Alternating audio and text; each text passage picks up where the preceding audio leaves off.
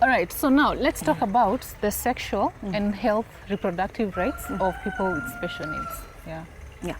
So that's a very interesting topic because recently there's an organization known as KELIN, which was actually litigating the issue of forced sterilization on women with disabilities. Why is that important? Because there's a general assumption that, again, persons with disabilities are asexual. Yes. Yeah. And it's literally a societal stereotype because remember, as I said earlier, we are still sexual beings despite our disabilities. And this one affects everyone, not just mental disabilities, even women with, especially wheelchair users, women with CP and things, physical disabilities, they tend to get sterilized because of that. Now, putting aside the medical aspects of it, at the end of the day, the fact that you're born male or female means you have sexual organs and sexual hormones, which essentially you are supposed to be taught how to manage them. So the first violation is how we raise our children with disabilities. We assume just because they're not there mentally, then they're probably not there physically, which is not always the case.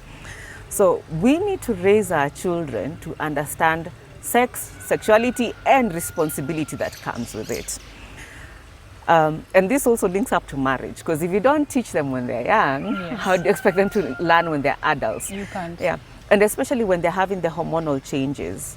Like, especially for boys, this is where we end up getting a lot of defilement cases against boys with mental disabilities. Because, you know, the boy will wake up with a hard-on. He doesn't understand what is going on. And then because of testosterone levels, he will see girls hovering around children younger than him. And remember, the issue of sex, it's literally autopilot. There's no one who will teach you sex. Literally, your body just responds. So, and you wonder why a lot of boys with intellectual disabilities are always being charged with defilement. Yes. But it's because of that. It's because of biology.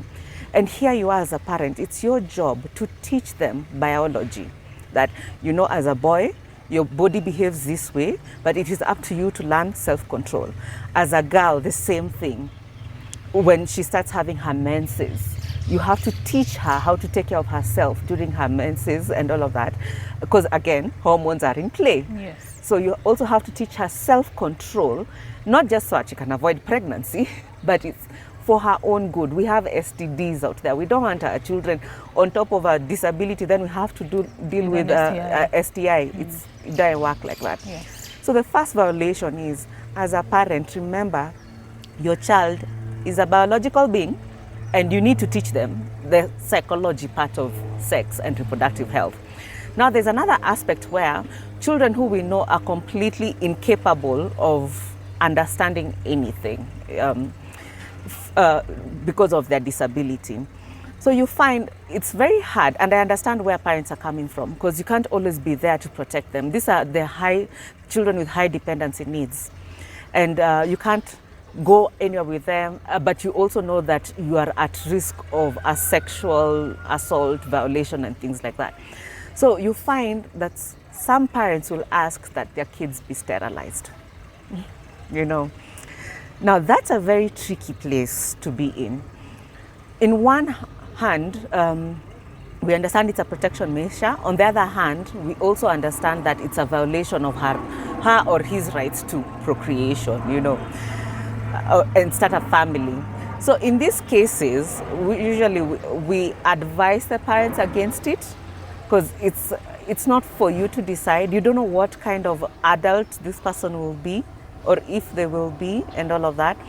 The thing around that is now creating a different protection measure around the person. Yeah. If you can't educate them, then create a protection mechanism around them. And this is now where it is so crucial to have things like Nyumba Kumi initiative, family that you trust around you and all of that, so that you know in any circumstance, this family member or this person, support person, or the chief is aware, the health workers are aware that my child has high support needs. And in case of anything, please, you have the power to check for assault and help me accordingly. Yeah. Let me ask this question. When you talk about sterilizing your child, so I'm imagining two scenarios. You either sterilize them when they are young, Yeah. or when maybe they have become pregnant, and after that birth, you sterilize you them. snip. So let's start with this one who is not pregnant but has been sterilized at when they are teen. Do they sterilize them at teenage, or at what point, so that we do not have a pregnancy? Unfortunately, all the cases I've ever handled dealing with sterilization is always after a sexual assault. Always. I wish it wasn't like that, but that's what usually happens. So, and this tends to happen largely between the ages of 10. For children with special needs, it tends to happen between the ages of 10 and 13. So we have a child who was sterilized when they were 10, Yeah. and they were not pregnant. Yeah. They were assaulted, then Yeah. hospital sterilization. Yes, That's the and end of it. the keyword hospital, because it's normally when you take the child for assessment, because you found maybe blood or signs of assault, so you take the child for the P3 form. Then the nurse or the doctor recommends, have you ever thought about sterilizing this kid? But isn't it traumatizing? It is traumatizing. Because I'm imagining, even for me, when you want to have a gynae visit, it's so intrusive. Yeah. But you are there because you need the help. Yes. But this child doesn't need that. They don't need it. And that's why it comes back down to parents. It's really a decision. I know most parents will be making such a decision in the best interest of the child, but really ask yourself, is it about the child or is it about you? So when these cases come to your attention, Yeah. and now it's an issue of sterilization, which party usually have come to seek for advice? If it's an issue of sterilization, then as a family we are okay. Yeah. So why is it coming to your attention? It comes to my attention because it is a legal issue. Who brings it to your attention? In most cases, again, it's the hospital, because private hospitals especially do not want to end up in a lawsuit. So they will probably ask me for my legal opinion. But then there are also circumstances where I get referrals from the police. And of course, if it's police, it's definitely a defilement case, because they're asking, how do we move on from here? And I've also gotten recommendations from social workers. They've seen some strange behaviors in the home, especially from, these are social workers who already work with children who've been registered under the National Council for Persons with Disabilities. And they've seen some strange behaviors and they're not quite sure what is the legal way to go about it. Yeah, so I'll get referrals from such people. But also there was an interesting case which was done in 2017. This was a case by, again, the Kenya National Commission on Human Rights on forced sterilization. And it's actually the doctors' unions that had brought this case before the court, because they're arguing that this lady, she keeps giving birth. It was Kenyatta National Hospital, because she's a homeless person with a mental disability, and she keeps giving birth. She has 8 children now, and they're thinking, for the interest of the children and her, she needs to stop giving birth, Yes. So they were requesting that the state take responsibility for her and sterilize her. It's a very controversial case. It has never been popularized because of that, because you can actually see the issues here. These kids are being born on the street with no one to take care of them. And the mom here, she's being raped on the street all the time. Yes. So in that case, can you allow sterilization? Again, human rights, no, you cannot. Yes. That is what the court held. They're like, it is up to the hospital to figure out how to support her to a level where she can consent to sterilization. Yes. Yeah. And for the children, of course, refer that to the Department of Children's Services for them to take care of the children, Now, when now she has all these children, does she go back with them on the street, or does the state take up the children? Now, that is another aspect, another angle, because you see, under the Children's Act, it is the state responsibility to take care of children in Kenya. As much as, yes, you gave birth to them, they're not always yours. There's a certain percentage that belongs to the state. So where the family is dysfunctional, That's why you see the police come in. It's their job to take care of you through the Department of Children's Services. So in her case, that's why the Department of Children's Services had to come in so that they can take care of that child. Okay. Oh, children, not child. There were many. Now we've dealt with the teenage who has been sterilized. How about someone who is already pregnant? Now, these are the gray areas we have to deal with on a regular basis, because you realize, especially women and girls with mental disability might not quite understand pregnancy. First of all, they were never taught what pregnancy is, and even if it's happening to them, remember their brains take a longer time to process what is going on. And then there are also genetic considerations, like if a girl with Down syndrome gets pregnant, the chances of passing on that Down syndrome is very high. So there are different aspects we need to look at here. And this is now where the issue of guardianship comes in. I really don't like guardianship, but it can be avoided, again, if you raise your children right. Yes. If you don't, then we have to talk guardianship. So depending on the age of the person, if the person is under 18, it means that it's the parents to make a decision on this pregnancy and make the decision on the best interest of the child. If the person is above 18 years old, again, the parents still have the power to make a decision over this pregnancy as next of kin, but not as decision maker or guardian. Yes. Yeah.